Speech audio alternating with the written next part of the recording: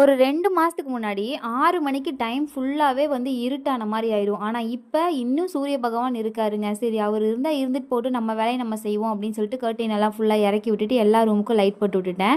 Light போட்டு விட்ட கையோட சாமி ரூம்ல விளக்கேத்தி பூஜை பண்ணிட்டு, அப்படியே இன்னைக்கு சந்தைக்கு போவோம் அப்படின்னு சொல்லி ஒரு பிளான் இருந்தது.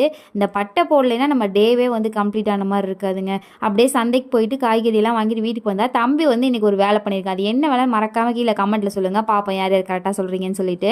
தட்டைக்காய் நல்லா ஃப்ரெஷ்ஷாக இருந்தது. வாங்கிட்டு வந்து அப்படியே கழுவி வச்சுட்டேன். கொஞ்சம் நேரம் கழிச்சு கட் பண்ணி வச்சுப்போம் அப்படின்னு சொல்லிட்டு இன்றைக்கி நைட்டு வந்து டின்னருக்கு பாஸ்தா தான் செஞ்சிருந்தேன். பாஸ்தாவை தனியாக வேக வச்சுட்டு எண்ணெயில் வெங்காயம் இஞ்சி பூண்டு பேஸ்ட்டு போட்டு நல்லா வதக்கிட்டு கட் பண்ணி வச்ச காய்கறியெல்லாம் ஆட் பண்ணிவிட்டு லைட்டாக காய்கறிக்கு உப்பு போட்டு கரம் மசாலா கொஞ்சமாக குழம்பு மிளகாயத்தில் ஆட் பண்ணியிருக்கேன். இதை ஆட் பண்ணலைன்னா எனக்கு வந்து அந்த டிஷ்ஷே வந்து ஃபுல்ஃபில் ஆன மாதிரி இருக்காது.